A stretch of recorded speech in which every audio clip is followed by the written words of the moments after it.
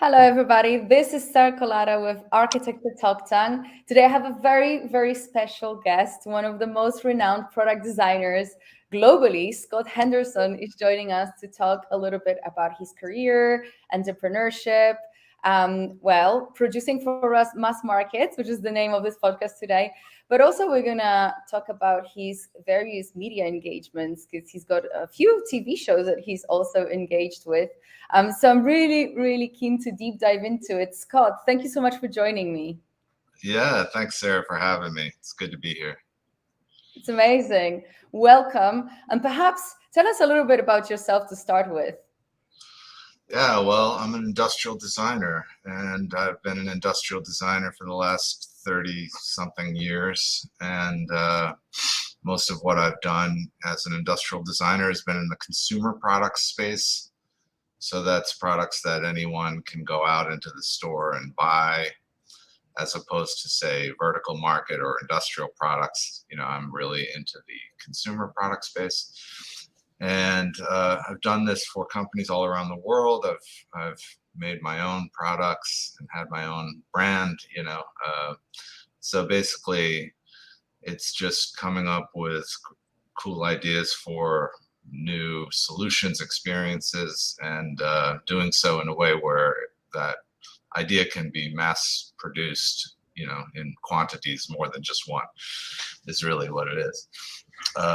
So yeah, it's a very rewarding kind of pursuit to do. And yeah, I've been excited to actually promote what it is to a wider audience recently through these media channels. So it's been... That's excellent. So since we are kind of focusing here on the business side of the creative industry, tell us a little bit about the journey that took you to such success. Well, as a child, I was always very interested in art and drawing, and, Walt Disney, Frank Frazetta, all kinds of illustrators like that really excited me.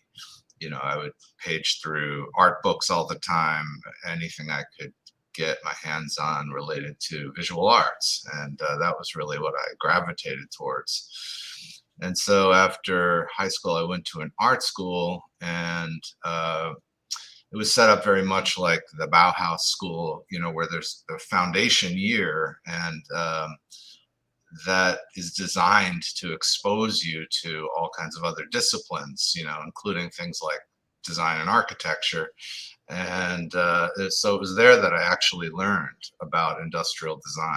And it combined all these great things that I love, all the things about visual arts, but there was this big sculptural aspect to it and a problem-solving aspect to it. And so I channeled my energies towards that. I thought it was very interesting. I love that. So from the career perspective, what were the absolute highlights that aided this success? Did you maybe meet someone who gave you a job, or decided one day, the heck with it, I'm going to start my own, or started innovating?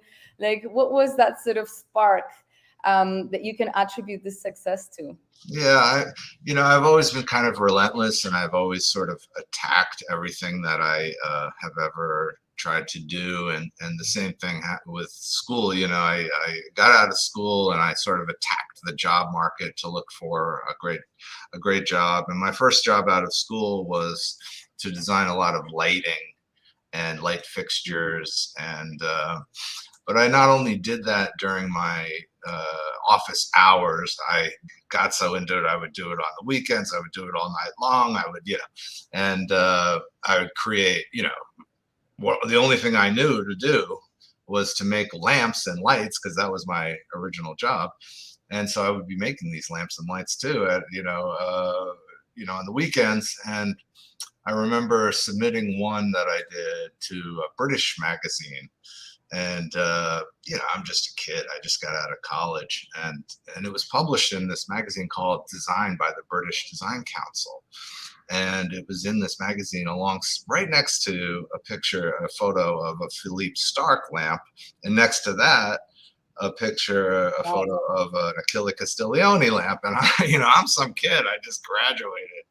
And I was like, wow, this is really cool. Like I can do something on the weekend and take a picture of it, and people around the world think it's interesting. This is amazing. So like I kind of got hooked on that idea.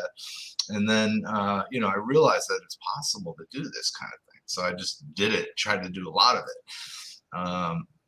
And that first job led me to working for the giant design firm, Walter Dorwin Teague. Teague was one of the, the founding figures in the world of industrial design. And through that job, I worked on all kinds of things, medical, new technology, aircraft.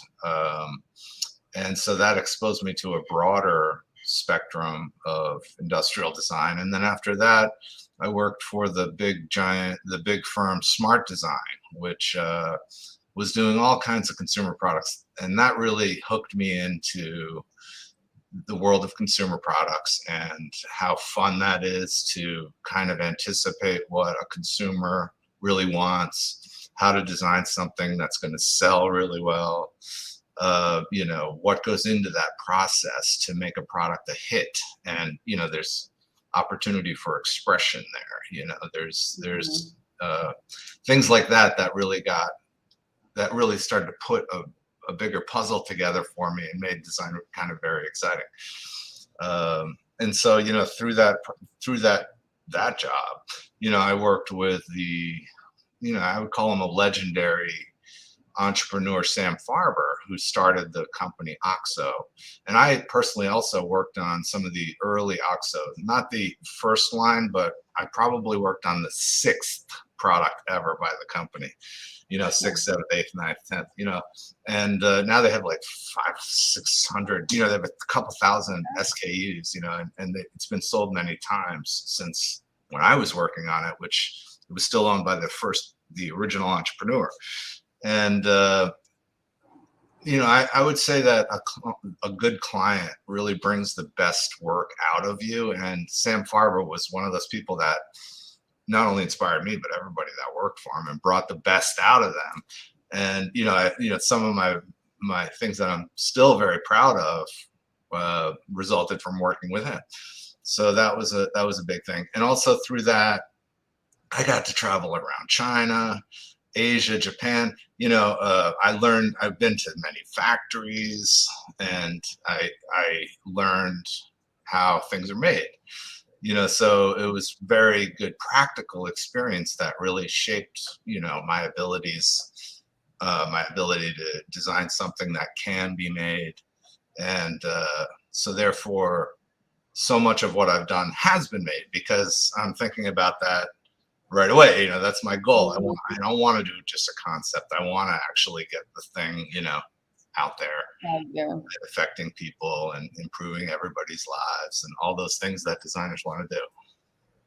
I love this. Oh my God, this is just so fascinating from again, the entrepreneur perspective. When you started your story and you started to say, oh yeah, I just uploaded a picture of my design and sent it to a magazine. I was thinking, wow. Oh, well, not uploaded. This was before you could upload. Oh, yeah. No. I'm in there with a camera and I took a photo and I printed that, I went to a photo store, got it, and then I mailed it away, No, this is wow. That's big. I mean, those are the little tricks and that sort of mentality that gets you there, the fact that you even thought about it at such a young age when your name wasn't out there. And look, they published you next to these big names. So therefore, probably people thought, oh, is this great industrial designer never heard about next to Philip Stark? I should look up that guy. No, that's the kind of thing. It uncovers this idea that anything is possible if you have the courage to just try to do it. The world is a lot smaller than you think it is, so if you do something of quality, people really are interested in it because it's rare, it's hard. I tell students, I say, look, this might seem daunting to you, but all you need is 3 really good, clever breakthroughs that really are breakthroughs, but all you need is 3 of them. And if you can get 3, first of all, the achievement travels the world in seconds because people eat it up. They're so hungry to see like a breakthrough. And Yes. so if you do something, and all you need is like 3, that now you have like a foothold. So it's not an insurmountable thing to establish yourself, like everybody thinks it is. It's my rule of 3. You just need 3 like really great innovations, and everybody's gonna turn their gaze upon you. So What a great thought to lead your actions by. I love this. So, we spoke about all this exposure to, through education, all the kind of production process as well, that informed your success and great opportunities. But were there any failures, for example, that actually can speak to you being now a better business person? yeah, it's my track record is just a lineage of failure. And some successes mixed in. But like anybody, you try a lot of things and you see what's going to work. I've done a lot of product where they were great I thought they were great designs, and I thought, oh my god, this is totally going to sell, and it doesn't. No one will buy it. 2 people buy it. Your mom will buy one, and you will buy one. And that's it. So you sell 2 of them, and that's it. And so you just don't know. And then you do something else, and it's like it sells, and you didn't expect it. And so it's hard to predict, because I've been really wrong about some things where I thought for sure this is a hit, and it wasn't. And then some other thing that's a sleeper that I had no idea became like a blockbuster. So it's that's why everybody does all this research. They try to hedge their bets, but even sometimes then you can't predict. So so the rule is it's a numbers game. You got to put a lot of stuff out there, see what sticks, and keep trying. It's that's what it is. You have to be prolific. And that's one thing that I can I'm sort of happy about. At least my attempts in life is that I'm prolific. I do a lot. I'm always doing it. I'm like thinking. I'm trying to put stuff out there a lot, and to see what's going to hit, what's going to stick. Absolutely. And speaking to numbers, over 90% of your projects have been mass produced. This is really a track record which only a few designers can claim. So first of all, congratulations. They also generated millions in sales for your partners. Would you tell us a little bit about what it means to produce for mass markets as a designer? Yeah, well, once again, it's just, you try, you do a lot, and you see what's going to stick. Like if you look at my screen background here, there's this little whale. You see the little blue whale up there? Yes. It's over my, that thing is called the Moby spout cover. I was working with a startup group called Skip Hop. It was a husband and wife team. They were making cut and sew diaper bags when I came online with them.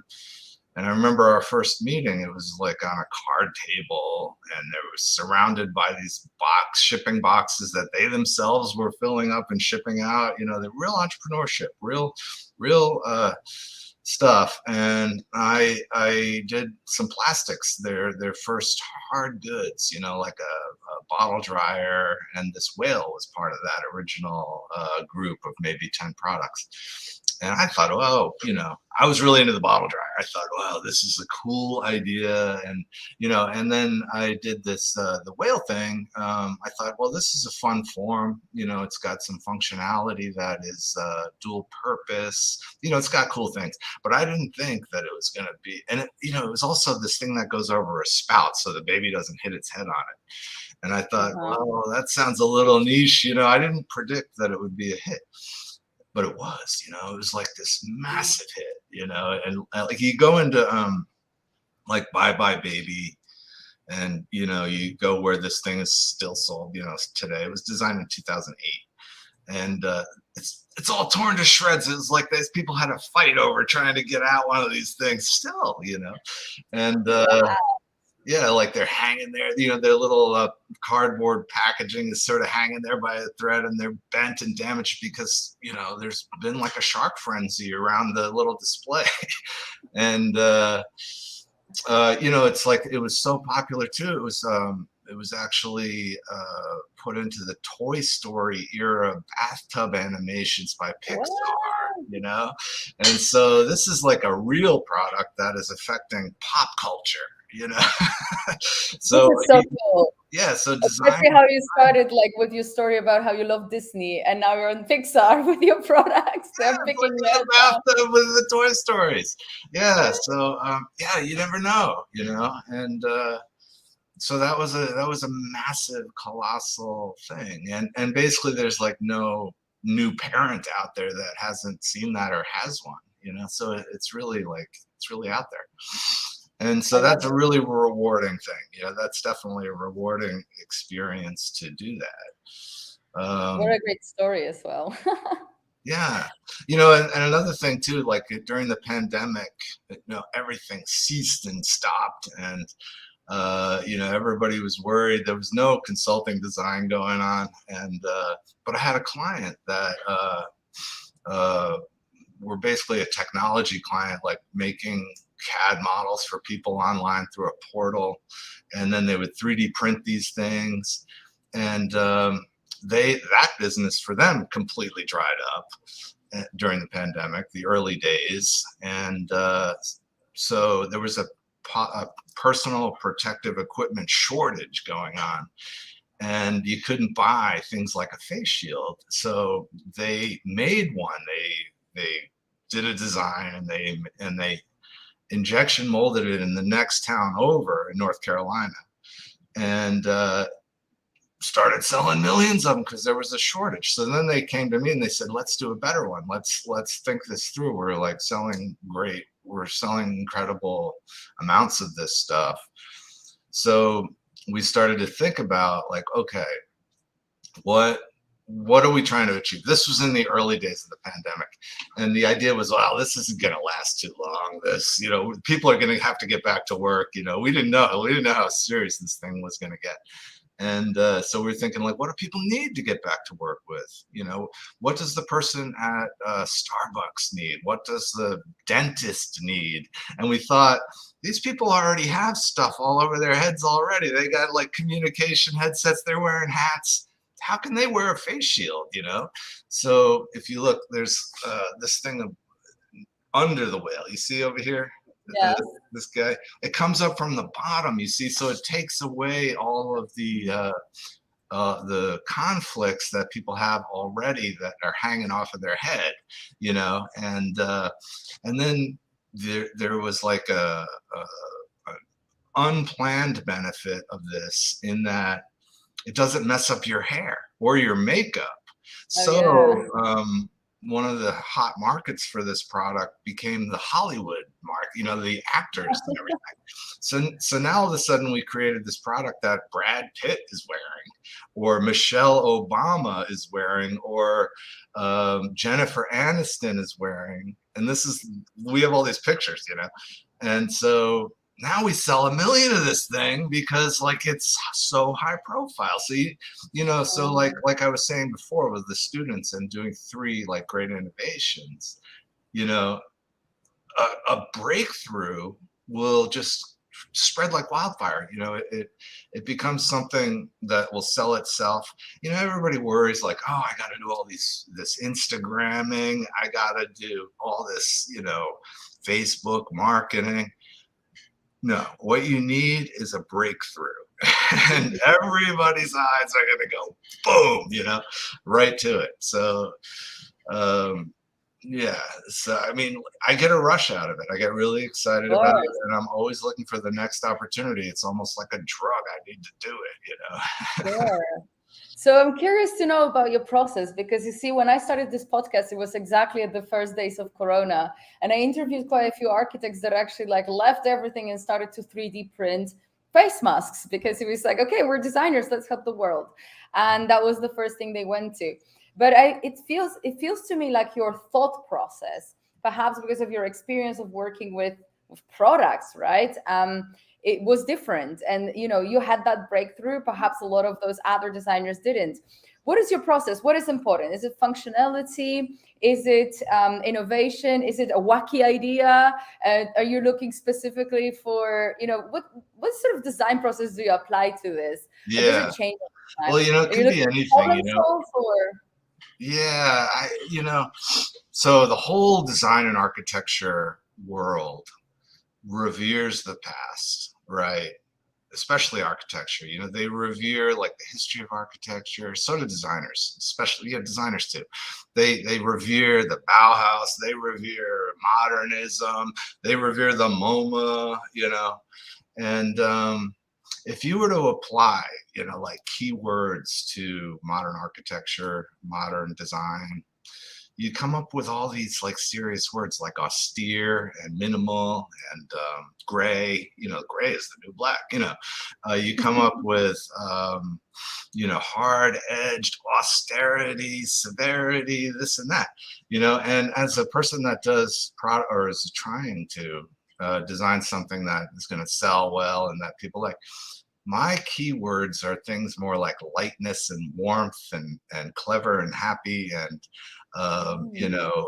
colorful and because I think that's what people aspire to, and so I'm trying to design for their aspirations. And people want to be light, they want to be happy, they want to be loved, they want to be embraced, they want warmth, they don't want cold. People do not generally aspire to be cold, austere, serious, and gray. And you see, so I think I've had a lot of success by trying to drill down into what really makes people happy.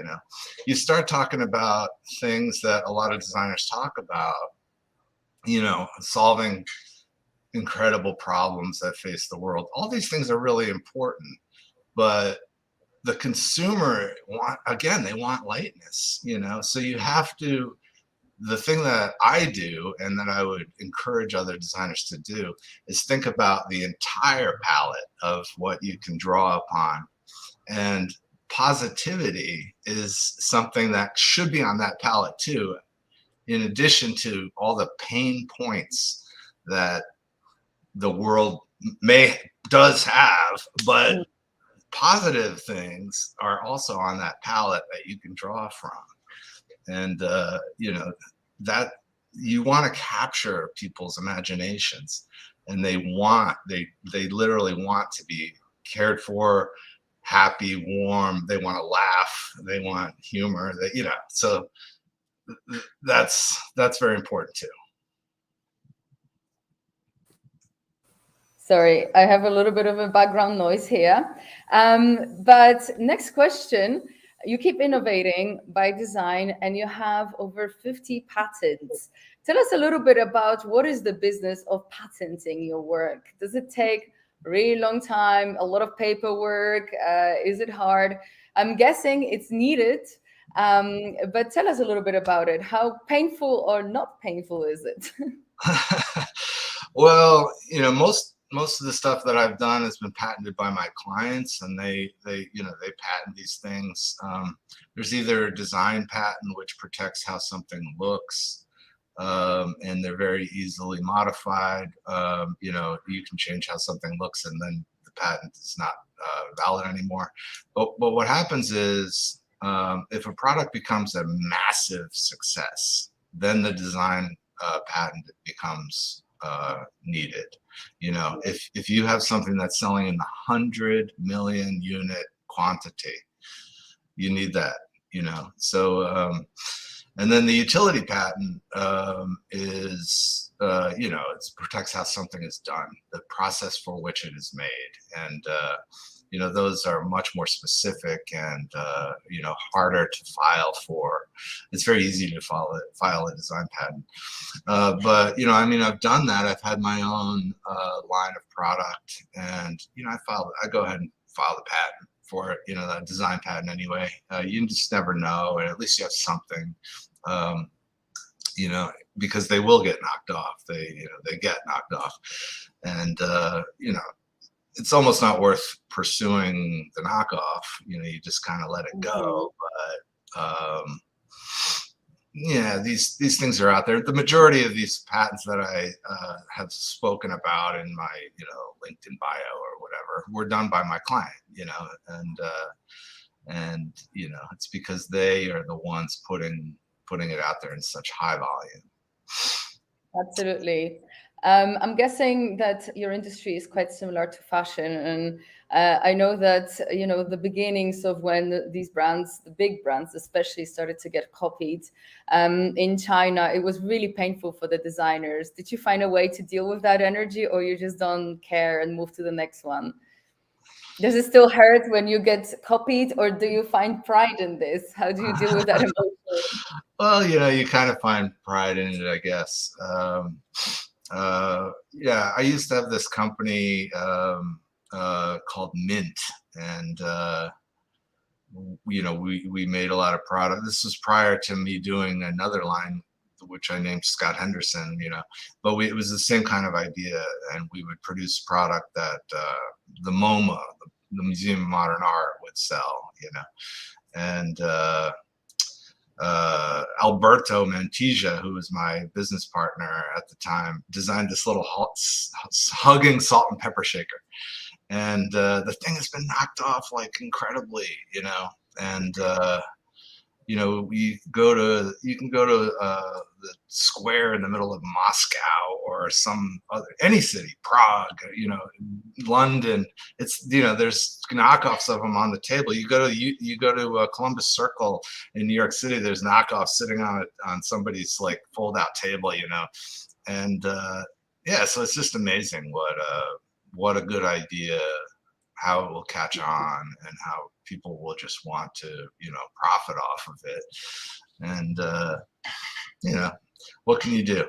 The real trick is to just do a lot and do the next one and the next one, and be first to market. You know, the main power that a designer has, besides having skills and being able to sell their services, is that if they decide to create a product on their own, you know it's unique and no one has it because you did it. You Yeah. know? And so being unique in the market and being first to market is easy for a designer because, you know, it's inherent. You created it, you know, so you know you're first. You know there's nothing else like it out there, and so that does give you an advantage for a while until you get knocked off. But by then, you know, you're on to your next thing, so it's okay. Exactly. Way to deal with it. Just keep focusing on what you're doing best. I wanted to talk to you a little bit about your TV career. You're a presenter, a design expert, and chief curator on the CBS primetime national television shows America by Design Innovations, America by Design Architecture, Hotels by Design, and Europe by Design, with viewership which is in multi-millions. How great is that? Oh my God. Tell us a little bit about this experience and also about the programs themselves. Yeah, oh, it's great. You know, the design. You know, let's look at architects for a second, right?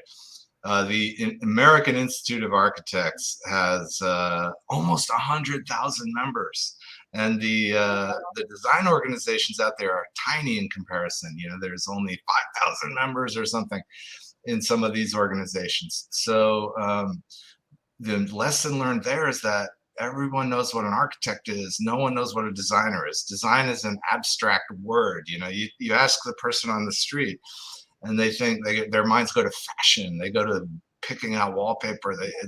They don't know that that a designer created their coffee machine or their wristwatch or their eyeglasses, you know. And so it's very difficult to sell something effectively if no one knows what it is. You know, I mean, think about that. Like, you know, you try to sell anything that no one's ever heard of, it's very difficult to do. Yeah. And so it's very important to get the word of what design is all about out there to broader audiences, because it helps everybody, you know. And if you look at like the top 5, top 10 most recognizable brands in the world, you know, or the Fortune 100 or any similar list, their common thread is that they're very design centric. They're design led organizations, you know, Apple Computer, you know, but it's not just them. It's like Expedia, Deloitte, you know, these companies they have 1,000 designers on staff. And so you can't join these ranks, you know, without embracing design. And so the show is trying to do that. It's trying to bring out this idea to larger audiences, and it's really like the first time that it's happened, because you know there have been other shows on Netflix, but they were tuned more to the niche, you know, and this is bringing it to the mass, you know, literally like everybody it's accessible to. And so it can only be good. It can only be good for the profession. So that's why I'm really excited about doing it. Absolutely. How did it feel to start wearing a hat of TV presenter as well? I mean, you're very outspoken and you have an extroverted personality, really easy to talk to. But I'm guessing there's always, I mean, at the beginning, especially moving from like studio work to TV, there's a bit of a fright. Did you find it natural? Yeah, it's way harder than it looks. Oh yeah, I'm guessing. I mean, my first couple of times trying to do it, I was like, wow, this is pretty hard, you know? Yeah. And because as soon as that camera goes on, you're like, oh my God, now I'm like, I can't just be myself. You know, it's like a whole different layer on top of just trying to speak. But I think you kind of get used to it. And yeah, I mean, I find it really fun. I find it really hard. It's really hard, so therefore it's challenging, so therefore it's fun. And you know, every time I get a chance to do it, I want to see if I can up the game and do better. And you know, yes, yeah. So keep pushing yourself, and I'm guessing that had a great impact as well on your business and name, because more people started to discover it and actually connect also those everyday products with you as a designer. Yeah, I mean, it's great for everybody involved. It's great for the whole profession. It's great for you know, it's good for everything. Yeah, yeah. Now we've had a lot of huge successes too. You know, so it's obviously we've tapped into something that is very needed. You know, we have some of the biggest corporations in the world supporting the show. And we have the full support and endorsement of the Industrial Designer Society of America, the American Institute of Architects. You know, the AIA, they co-promote the show even on their website and through e-blasts and things. And so all of this success is compounding. We're heading into Europe now. Over there, we already have, we already have the participation, you know, of some of the best schools in the world that happen to be in Europe, you know, our education partners, you know, and the Messe Frankfurt organization, which produces the Ambiente trade show, which is the largest and oldest trade fair in the world for consumer goods, is fully participating in the show too. And so, you know, it's exciting. There's just a lot of momentum around it. And I think for the first time, I mean, you know, the topic of industrial design is obscure, and the idea of innovating, you know, people think of, you know, crazy inventors in a shed on the hill, you know, with, you know, in the middle of the night with hammers, and you know, I mean, that's what they think of. They think of inventors, or they think they don't know that there's this profession there. And look at me, like I went to an art school I didn't know about it until I got there. And so this show is you know, if imagine you're a 16-year-old kid, now you can see this show, and now you can proactively go after a profession that otherwise you would have never had any idea about. And yeah, it's better to proactively go after something than to trip over it in the dark, kind of like I did in an art school, you know, where I just thought, I don't know, I just want to be in the visual arts somehow, you know. I didn't know about industrial design. Yeah. And that's probably Yeah, the because case. it's not That was common. 35, 40 years, whatever that was. It's still Hmm. the case, Yeah. nothing has changed much. Mm, yeah, I think architecture is certainly more often spoken about, but we still have an issue with perhaps the industry altogether being taken by other industries, the building, the development market, providing more and more ready-made solutions for also produced within architecture for mass solutions. Like IKEA is a great example for it, but also development in big cities is kind of geared towards that sort of approach. I mean, it wasn't so recent, but there's been a case where a developer designed houses in London without windows. So it's like, we're kind of losing a little bit the role of an architect in mass production. But I think that the industry has been certainly worried about, what's the future. Because there's a lot of new development, and the role of an architect takes new shape, and also the traditional model of what this industry is changing by day. And so I think that, the RIBA and the AA needs to invest a lot of marketing finances to educate the general public about the role of an architect and what we're here for, even though, for example, when I went to architecture, I just kind of had an aspiration to do something big. And it was like, medicine, lawyers, or architects. I'm creative. I'm going to go in that direction. But it was like a very simple thought process behind it, So yeah, it's like we do kind of have that, like our industry is established, and yet I think it's taking different turns, and it still needs like promotion and letting people know about our role, what we're here to do, how we work, and to help it preserve itself. Yeah. And industrial design is even more rare, more unheard of, and it's great that you guys are promoting that so widely and inspiring people all over the world with this product, with this program, and also talking to to the industry. I think it can have a great impact for the future. Yeah, absolutely. So tell us, what is next for you? What is next? Well, I continue to try to be entrepreneurial. I have a couple of new ideas that I want to do and put out there in terms of another like Scott product or some new brand that I might come up with. So I'm working on those, and I'm continuing to help the TV show in terms of our next steps and recruiting, like the biggest companies that are out there that I feel should be on the show, and that would help the profession a lot to be on the show, and in turn provide great benefits to them for being on the show. So I'm doing a lot of that.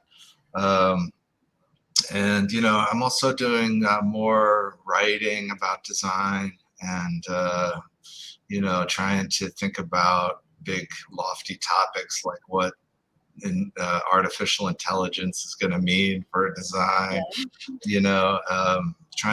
Trying to help companies with their communication efforts and being more clear, how to take very complicated ideas and distill them and simplify them into easily understandable pieces of information that simplifying the complex.